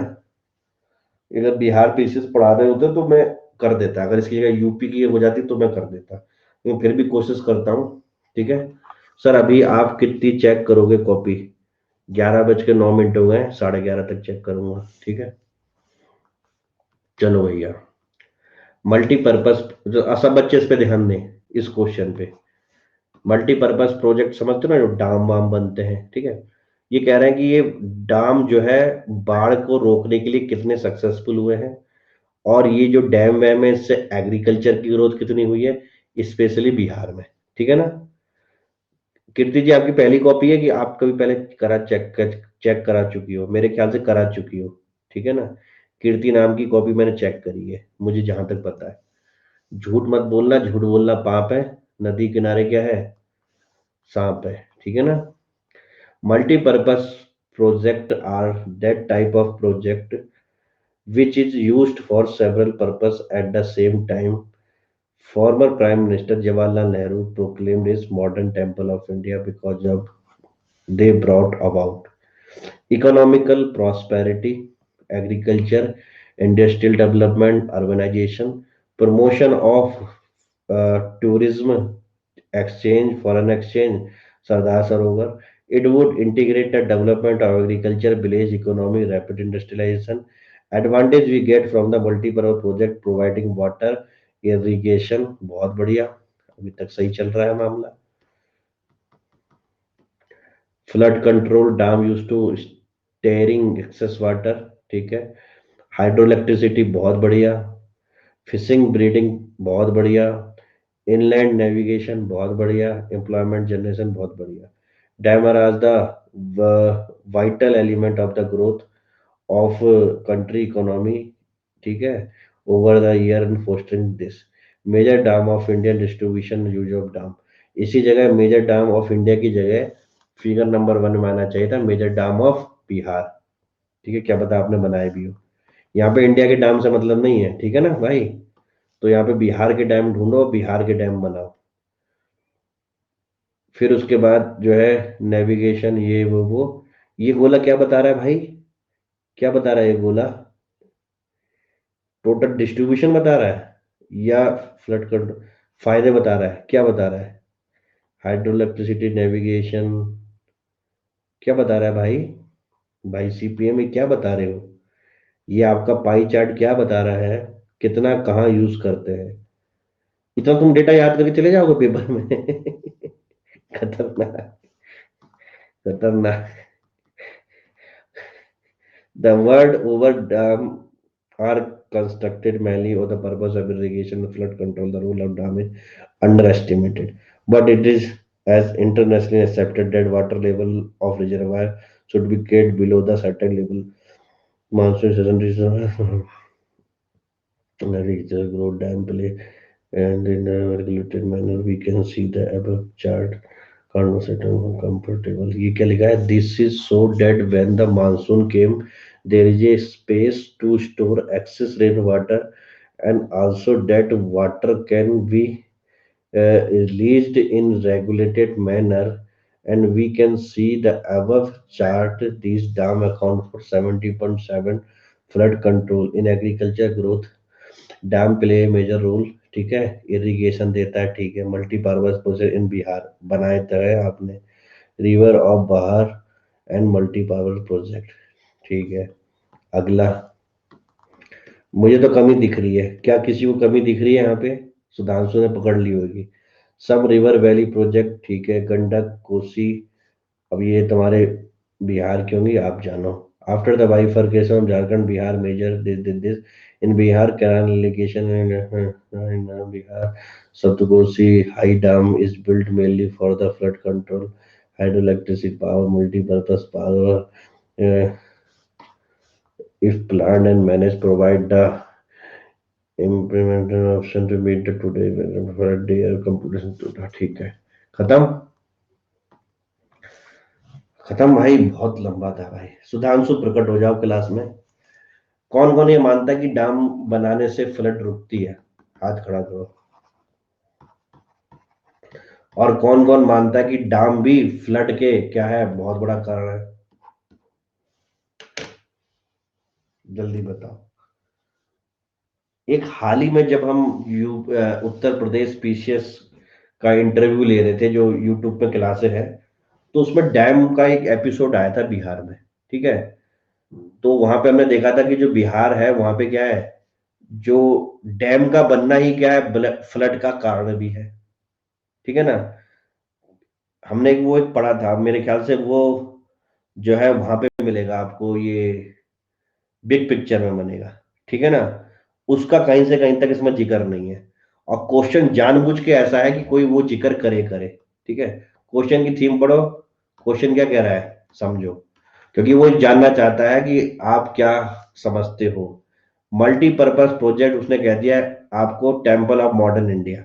यहाँ पे आपने उसको, उसने आपको गाजर दे दी, ठीक है, ललचाने के लिए. Explain it how successful in the flood control. अगर मेरे प्यारे डैम जो है इतने ज्यादा सक्सेसफुल हो गए होते तो अभी तक इतनी समस्या क्यों आ गई होती. हाँ बिल्कुल, डैम जो है फ्लड को रोकने के लिए और रोजगार के लिए है, समझ में आया, क्लियर, ठीक है. लेकिन डैम जो है रिवर्स का कोर्स भी चेंज कर रहे हैं, जो क्या है, एक अननेचुरल फिनोमिना है, ठीक है. डैम जो है सिल्टिंग होती रहती है उसमें, और डैम के बनना या डैम में क्या कहते हैं, हमने देखा है बिहार में कि भैया अच्छा मटेरियल नहीं यूज होने से या डैम की हाइट नहीं बढ़ाने से क्या है, हम फ्लड को देखते रहते हैं। केवल डैम बनाने से काम नहीं चलेगा, उसकी हाइट भी बढ़ानी पड़ेगी समय समय के अनुसार।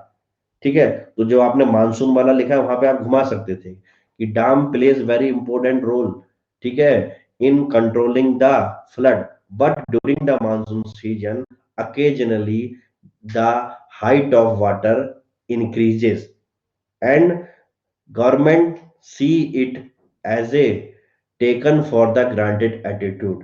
Even Supreme Court of India had several times asked the Bihar government and government of India to increase the height of their dam. समझ में आया? और उस डैम की हाइट नहीं बढ़ने से फ्लड क्या आती है, और भी ज्यादा विग्रस तरीके से आती है। आपको यह भी वहां पे मैनेज क्या कहते हैं लिखना पड़ेगा। सर समझ में आया? मतलब बोल सकते हैं कि सम एक्सटेंट फ्लड कंट्रोल करता है बट फ्लड का रीजन नहीं बनता। बिल्कुल, इसके लिए अच्छी तरीके से अगर आपको समझना हो तो द बिग पिक्चर है फ्लड का एक आया था, वो आप बना लोगे। ठीक है ना? क्लियर? देखो, रिवर का नेचुरल फ्लो जब रोकोगे वो दिक्कत ही है। बस ये है कि कहीं कहीं पे डैम हाईली सक्सेसफुल इसलिए है क्योंकि क्या है, वहां पे उतना ज्यादा पानी नहीं आता। लेकिन बिहार जैसे केस में क्या है, वो अनसक्सेसफुल भी है। ठीक है? क्या मैं समझा पाया आपको बात?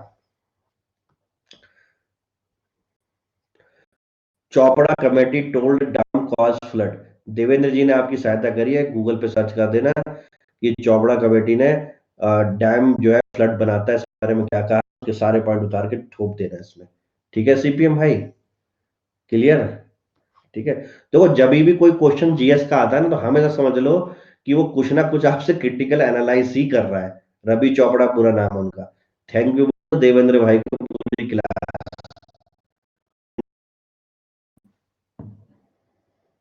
क्लियर?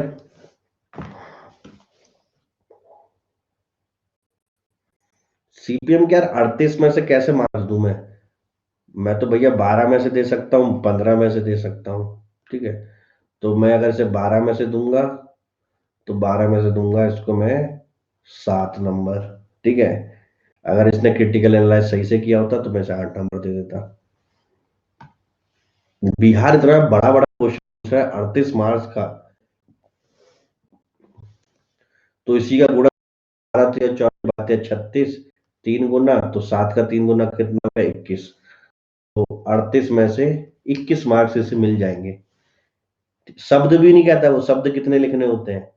क्यों सीपीएम शब्द के बारे में बताता है वो।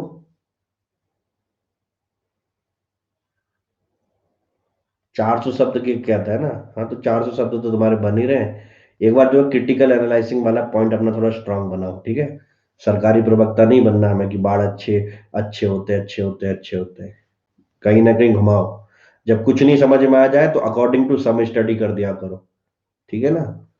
सर जीएस 4 का अटैच किया है एक क्वेश्चन का। अरे भाई, पहले इन लोगों का होम दो, जो पहली बार वाले जो है बोल रहे हैं।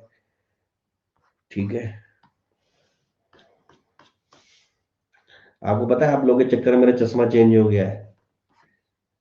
नोटिस किया किसी ने? नंबर बढ़ता जा रहा है ऑनलाइन कॉपी चेक करने के कारण। ठीक है ना?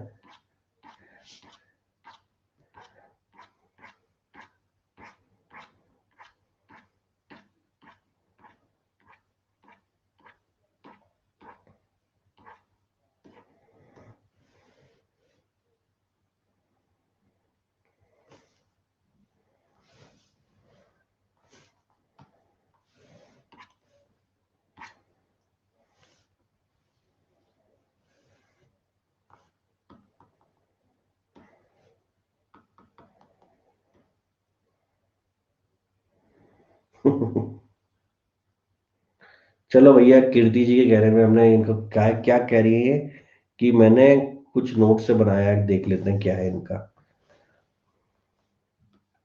गाजर खाइए। Asset monetisation is the process of converting asset. ठीक है, monetisation internationally we know the monetisation step, motivation of the policy, detail analysis, analysis carefully manage step the monetisation comprehensive is the. ये तो हमारे नोट्स ही लिख दिया आपने। ठीक है ना? सही लिखे हैं, कोई दिक्कत नहीं, परफेक्ट है भाई। आगे बढ़ते रहो, नोट्स बनाते रहो और आंसर चेक कराते रहो। अब किसको लगता है कि मेरे को उसकी कॉपी चेक करनी चाहिए? हार्डली 10 मिनट बचे हैं मेरे पास, बताओ भैया।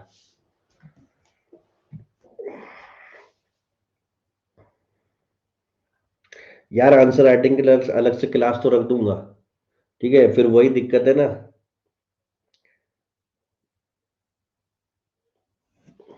समझ गए होगे, कुछ बातें समझ जाएगा। सर कर दीजिए, क्या करें भाई। ये सब चीजें जो मैं कर रहा हूँ ना, दीज आर क्या है, अनकन्वेंशनल चीजें हैं, समझ में आया? ये केवल मैं अपने रिस्क पे और अपने उस पे कर रहा हूँ। आपने स्पेशल क्लास में देखा था ना कि किसी में भी कितनी चीजें अलाउ नहीं है। अपना टाइम पीरियड क्लास का खत्म होने के बाद भी आपको केवल और केवल एक्स्ट्रा टाइम दिया जा रहा है, आउट ऑफ वे करके, ठीक है ना? क्योंकि ये सारी चीजें क्या होती हैं, मेंस की टेस्ट सीरीज में होती हैं। और मेंस की टेस्ट सीरीज की आपको हालत पता ही थी, क्लियर, कि कितने क्वेश्चन फंसे थे और कितने क्वेश्चन मैंने कराए, वहां से कितने फंसे। तो आपके सामने सब जग जाहिर है। ये सब मैं केवल अपने अपने ही रिस्क पे लेता हूँ कि कभी भी ये चीजें बंद हो सकती हैं कि आप ऐसा क्यों कर रहे हो, ठीक है ना? और जिस दिन हमने स्पेशल क्लास लगा दी केवल चेक करने की, तो फिर वो सबकी नजरों में ही आ जाएगा, समझ गए?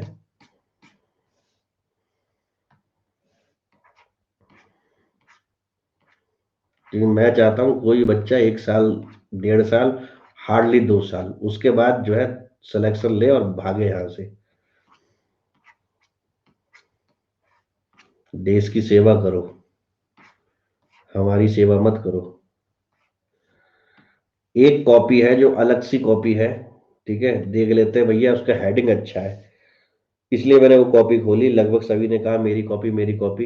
अरे वाह, चलो, ये डाउट है इनका, ठीक है।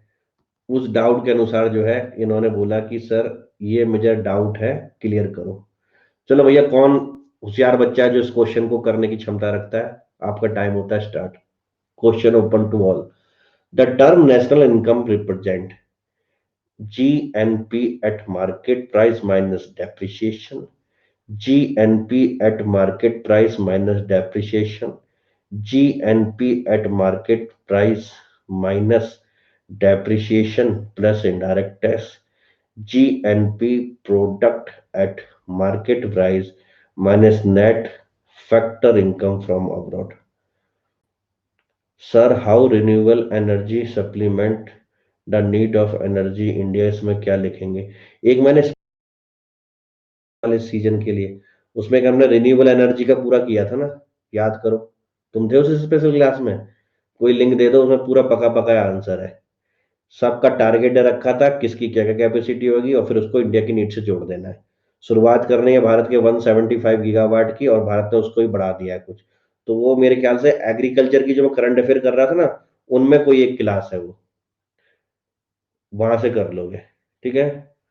सी होगा मार्केट में आ गया है तो टैक्स माइनस सब्सिडी ऐड होगा।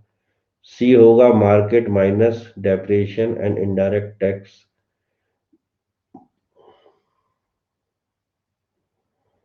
जल्दी बताओ, कौन सूरमा इस आंसर को करने का दम रखता है?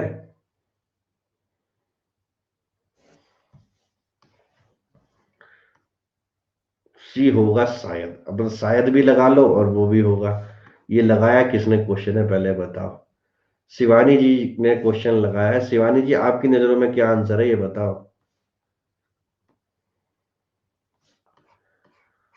पहले तो आप बताओ, आपको ये कंफ्यूजन है। देवेंद्र जी कह रहे हैं मैं बी के साथ जाऊंगा। संध्या जी कह रही है मैं बी के साथ जाऊंगी। कीर्ति जी कह रही है मैं बी के संग जाऊंगा। चलो भाई, जिसने सवाल लगाया वो है इस दुनिया में। नेशनल इनकम मैंने क्या बताया था आपको? एनएनपी एट फैक्टर कॉस्ट, ठीक है। एनएनपी फैक्टर कॉस्ट पे ढूंढो कहाँ पे है, ठीक है। अब कहीं पे भी एनएनपी नहीं है, जीएनपी जीएनपी जीएनपी, तो थोड़ा पीछे चले जाओ, ठीक है। जीएनपी का फार्मूला देखो क्या हो सकता है, कोशिश करें। एनएनपी है नेट, तो जीएनपी क्या होगी? जीएनपी क्या होगी? अरे यार उल्टा कर रहा हूं मैं। ये यहां पे दे रखा है अरे डेप्रिसिएशन घट जाएगा, बस ये बोलो, ठीक है ना। ये है ग्रॉस नेशनल प्रोडक्ट, जीएनपी, ठीक है ना।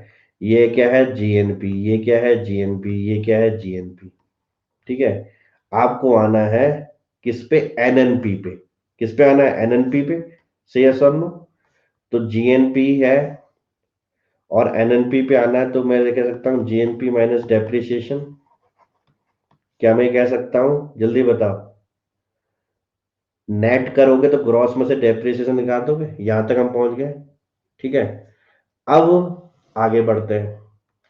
अब ये कह रहा है कि हम जो है डायरेक्ट फैक्टर कॉस्ट ही दे रखी है, घुमा फिरा के बोल रखा है, तो ठीक है। हम अब इसको फैक्टर कॉस्ट बना रहे हैं, ठीक है ना, इस पूरे चीज को। तो मैं फैक्टर कॉस्ट अगर इस चीज को बनाऊंगा तो जीएनपी बराबर NNP factor cost minus depreciation हो जाएगा। कोई दिक्कत है यहां तक समझने में, किसी कोई परेशानी यहां तक समझने में, ठीक है। अब एनएनपी में फैक्टर कॉस्ट पे करना चाहता हूं तो मुझे क्या करना पड़ेगा, जीडीपी वाले फार्मूले समझना पड़ेगा कि कोई भी फैक्टर कॉस्ट में आने के लिए उसमें सब्सिडी ऐड होता है और इनडायरेक्ट टैक्स घटते हैं, सेल्स और no, clear. Subsidy add, indirect cost हटे, तो क्या आई हमारी, जीडीपी फैक्टर कॉस्ट, ठीक है। अब जीडीपी से क्या निकालना है हमें, जीएनपी। तो इसी में मैं क्या कर दूं, इनकम फ्रॉम अब्रॉड घटा दूं, तो क्या बन जाएगा, जीएनपी एट फैक्टर कॉस्ट बन जाएगा, ठीक है। यानी कि यही चीज है वो, इस सारे को उठा के मैं यहां पे रख दूं और फिर ये डेप्रिसिएशन फैक्टर कॉस्ट का फार्मूला। नहीं आया समझ में, नहीं आया, नहीं। अरे मैथ है भाई, मैथ। इसको मैंने इधर करा, इसको, ठीक है। अब इसमें फार्मूले में देखो,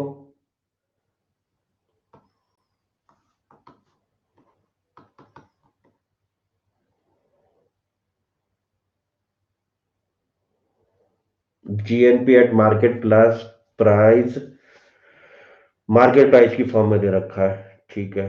तो मार्केट प्राइस में क्या होगा, minus depreciation and indirect tax plus subsidy. दिख गया सबको। Gross product at market price minus net factor income, GNP at market price minus net factor income from abroad, बकवास। Gross national product at market price, GNP at market price minus depreciation plus net fact income from the abroad, GNP product at market price minus, ये हो नहीं सकता, GNP at market price, ठीक है, ठीक है, minus depreciation. तो भैया इससे भी कोई फर्क नहीं पड़ता। अब आता है मामला इस पे और इस पे। यह है जीएनपी एट मार्केट प्राइस में से डेप्रिसिएशन घटाया तो क्या लगेगी, एनएनपी एट मार्केट प्राइस निकलेगी। और एनएनपी एट मार्केट प्राइस में आपने प्लस फैक्टर इनकम जोड़ दिया, कोई दिक्कत नहीं है। आंसर क्या है इसका, सी। समझ में आ गया, clear. Cross national product at market price, ठीक है, जीएनपी हमें दे रखी थी, उसमें से जैसी हमने क्या करा, डेप्रिसिएशन घटाया तो क्या बना, वो एनएनपी बना मार्केट प्राइस का। एनएनपी मार्केट प्राइस से जैसे हमने इनडायरेक्ट टैक्स घटाया तो क्या बना, वो एनएनपी एट फैक्टर कॉस्ट, और सब्सिडी जुड़ गई तो यानी वो फिर से फैक्ट्री के अंदर आ गया। समझ में आया, तो यही क्या है आपकी नेट इनकम है। एब्रॉड इनकम माइनस नहीं रहे करेंगे, वो देने की जरूरत ही नहीं, क्योंकि यहाँ पे पहले से जीएनपी दे रखा है सी वाले में। अगर जीडीपी दे रखा होता तो जीएनपी पे आना होता, वो पहले से जीएनपी पे आ चुका है। यहाँ पे हमें पता नहीं था तो हम यहाँ पे आ रहे थे। समझ में आया, क्लियर। जब उन्होंने पहली से ही दे रखा है तो यानी उसके अंदर ऐड है, नहीं है। नहीं समझ में आया आप लोगों को। वो ये कह रहा है सवाल में कि मैं तुम्हें जीएनपी दे देता हूं, तो ये जीएनपी का मतलब क्या है, इनकम फ्रॉम अब्रॉड जीडीपी में जुड़ी हुई है कि नहीं हुई है, जीएनपी पहले से ही है ना। ये जीएनपी कैसे आया होगा, GDP plus income from abroad आया होगा। क्लियर।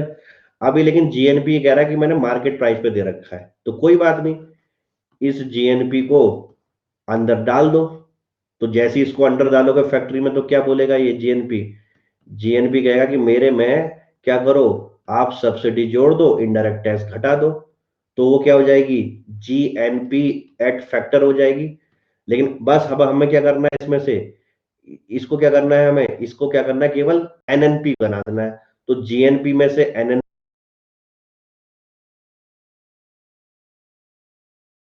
क्या हो जाएगा, एनएनपी फैक्टर कॉस्ट, इसी को क्या बोलते हैं, नेशनल इनकम। तो जो हम कैलकुलेशन कर रहे थे उसने ऑलरेडी हमें बना के दे दी है। बस एक बार हमें डेप्रिसिएशन घटाना है तो वो एनएनपी बन जाएगा। और जैसे हम इनडायरेक्ट टैक्स हटाएंगे, सब्सिडी जोड़ेंगे, तो वो मार्केट प्राइस वाली ऑटोमेटिकली फैक्टर कॉस्ट में आ जाएगी। समझ में आ गया? क्लियर। वही है, टैक्स हटाओ सब्सिडी जोड़ो। जो हमें दे रखा है वो यह है, मार्केट प्राइस वाला। इसमें हमने टैक्स हटाए, सब्सिडी जोड़ी, तो ये क्या बना, बनेगा तो जीएनपी ही, लेकिन फैक्टर कॉस्ट का बनेगा। ठीक है। लेकिन हमें क्या चाहिए, एनएनपी। और जीएनपी से एनएनपी आने में क्या करना पड़ता है, हमें डेप्रिसिएशन क्या करना पड़ता है, घटाना पड़ता है। ठीक है, तो लो इसने लास्ट में डेप्रिसिएशन घटा दिया।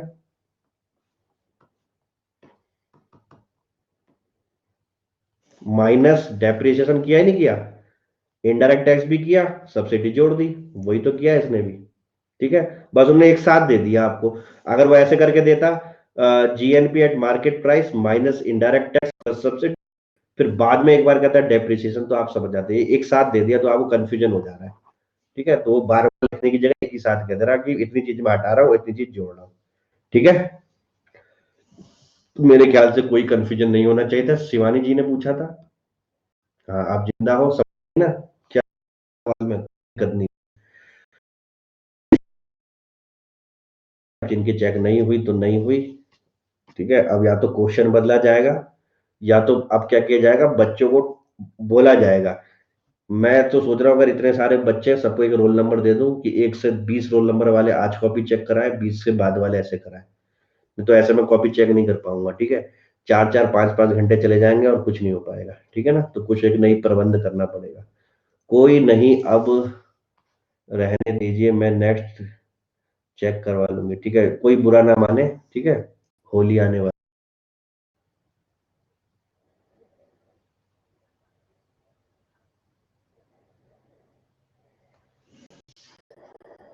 क्या भेजा है, कन्वर्जन टेबल? किसने भेजा था कन्वर्जन टेबल? आयुषी ने। क्या ये कन्वर्जन कि सर, क्या ये कन्वर्जन ठीक होगा, क्या है भैया ये? जाते जाते यही देख लेते हैं, क्या है कन्वर्जन, ये क्या किया है? वैल्यू एडिशन मेथड, ठीक है, conversion, G D P, N N P, M P F C. जी से जब भी एन में आओगे तो हमेशा डेप्रिसिएशन। ठीक है, क्लियर। इधर से आओगे प्लस, ये भी सही, ये भी सही, ये भी सही। ठीक है।